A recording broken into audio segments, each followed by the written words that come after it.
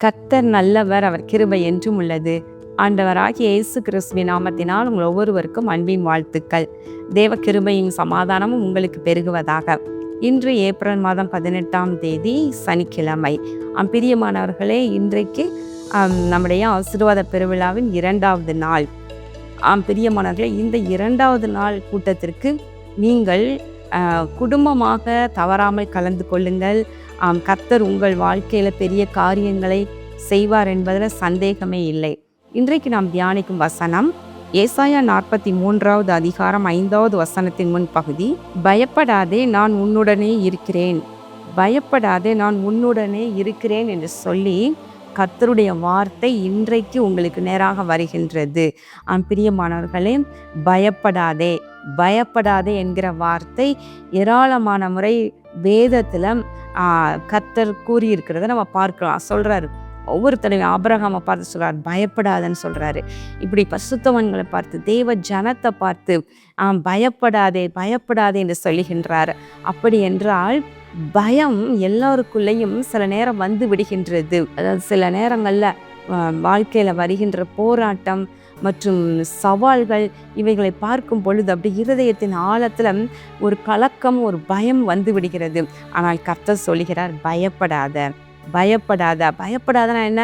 எதை கண்டும் பயப்பட வேண்டாம், எந்த வார்த்தைக்கும் பயப்பட வேண்டாம், யாருக்கும் பயப்பட வேண்டாம், எதற்கும் பயப்பட வேண்டாம் என்றுதான் அர்த்தம். ஏனென்றால் நான் உன்னுடனே இருக்கிறேன் என்று சொல்கின்றாராம். பிரியமானவர்களே, இந்த அதிகாரத்தின் 2வது வசனம் சொல்கிறது பாருங்க. நீ தண்ணீர்களை கடக்கும் பொழுது நான் உன்னோடு இருப்பேன், நீ ஆறுகளை கடக்கும் பொழுது அவைகள் உன்மேல் புரளுவதில்லை, நீ அக்கினியில் நடக்கும் பொழுது வேகாதிருப்பாய், அக்கினி ஜுவாலை உன் பேரில் பற்றாது.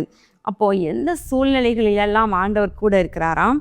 எல்லா சூழ்நிலைகளிலும் கர்த்தர் கூட இருக்கின்றார்.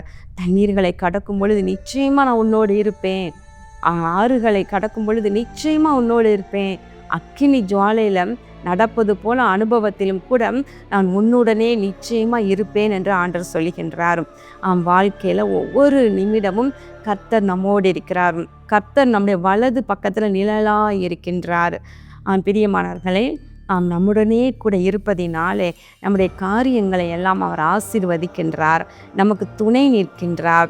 அவர் துணை நிற்க நாம் ஒரு காரியத்தை செய்யும் பொழுது அதிலே ஜெயம் உண்டாகின்றது.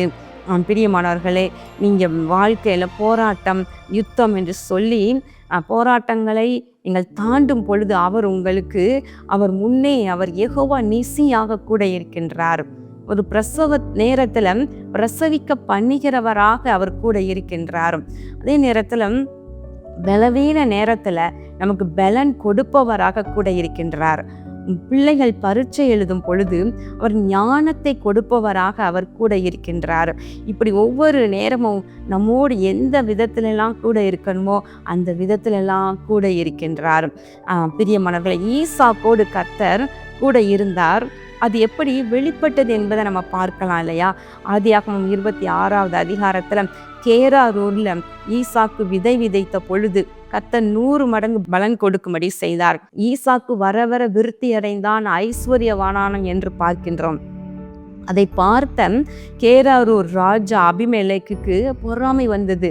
எங்கே இவன் நம்மை காட்டிலும் பெருகி நம்மை மேற்கொண்டு விடுவானோ என்று சொல்லி துரத்தி விடுறாங்க இல்லையா? துரத்தி விட்டு ஏசேக்கு சித்தனா என்று சொல்லி துறவுகளுக்கெல்லாம் பெயர் வைக்கும்படியாக வாக்குவாதம் பண்ணி அவனோடு சண்டை போடுறாங்க.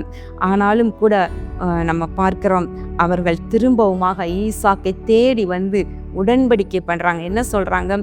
நிச்சயமாக கர்த்தர் உன்னுடனே இருக்கிறார் என்பதை அறிந்து கொண்டோம் என்று அவர்கள் அதை அறிக்கை பண்ணி ஈசாக்கோட உடன்படிக்கை பண்ணினதை பார்க்கின்றோம். பிரியமானவர்களே, கர்த்தர் நம்முடனே இருப்பார். ஆனால் வாழ்க்கையில் நம்மோடு இருப்பதை மற்றவங்க கண்டு கொள்வாங்க. விசேஷமாக நம்மை பகைக்கிறவங்க கண்டு கொள்வாங்க. நம்முடைய எதிரிகள் அதை பார்க்கும்படி கர்த்தர் செய்வார். அதுதான் நான் உன்னோடு இருக்கிறேன் என்ற வாக்கு தத்தம். பிரியமானவர்களே, நம் எல்லா சூழ்நிலைகளும் அவர் நம்மோடு கூட இருக்கின்றார். ஒருபோது நம்மை கைவிட மாட்டார். இவர்கள் கர்த்தரால் ஆசீர்வாதம் பெற்ற சந்ததி என்று மற்றவர்கள் கூறும்படியாக நம்மோடு இருப்பார். ஆனால் நம்மை அருமையாக நடத்துவார். கண்களை மூடி ஜெபம் பண்ணுவோமா? எங்கள் அன்பின் பரலோக பிதாவே, இதோ இந்த நாளில் நாங்கள் தியானித்த உடைய வார்த்தையின்படி அருமையான வாக்குத்தத்தம், நீர் எங்களோடு கூட இருக்கிறேன் என்று சொல்லியிருக்கிறேன். நான் உன்னோடு இருப்பேன். வானத்தையும் பூமியையும் உண்டாக்கின கர்த்தர் எங்களோடு இருப்பது எவ்வளவு பெரிய ஆசீர்வாதம். அன்பு தகப்பனே, இதோ உம்முடைய பிள்ளைகள் ஆண்டவரே ஒருவேளை கலங்கி பயந்து கொண்டு இருக்கலாம். ஆனால் இந்த நாளில் அவர்களுக்கு நேராக உம்முடைய வார்த்தை கடந்து சென்று அவர்களை பலப்படுத்துவதாக. அவருடைய கரங்களை நீர் பற்றி கொண்டு நான் உன்னுடனே இருக்கிறேன் என்று சொல்லி ஒவ்வொருவரையும் ஆதரித்து நடத்துவீராக. இயேசு கிறிஸ்துவின் நாமத்தினாலே இந்த ஜெபத்தை ஏறெடுக்கின்றேன் நல்ல பிதாவே, ஆமேன். பிரியமானவர்களே, நேற்றைய தினம் நம்முடைய ஆசீர்வாத பெருவிழாவின் முதலாவது நாள் எப்படி நடந்தது என்பதை குறித்ததான அந்த காட்சிகளை கூட நீங்கள் பார்க்கலாம் டிவியில்.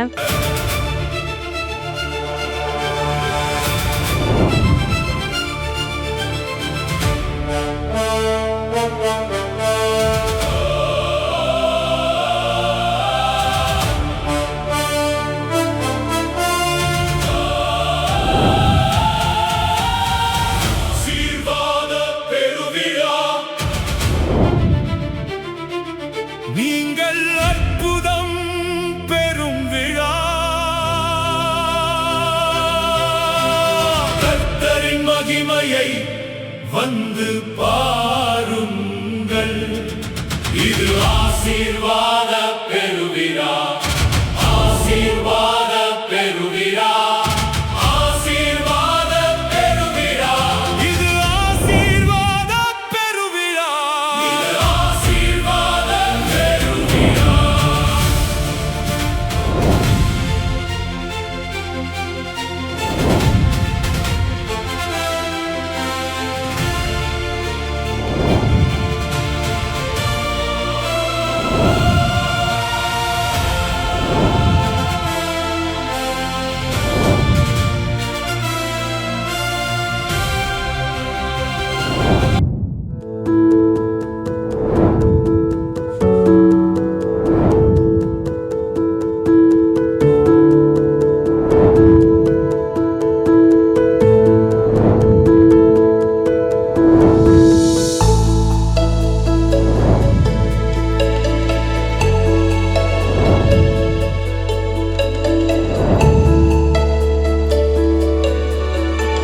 பிரியமானவர்களே, இந்த நாள் தவறாமல் கலந்து கொள்ளுங்கள். இன்றைக்கு கர்த்தர் உங்களை சந்திக்கிற நாளாக இருக்கலாம்.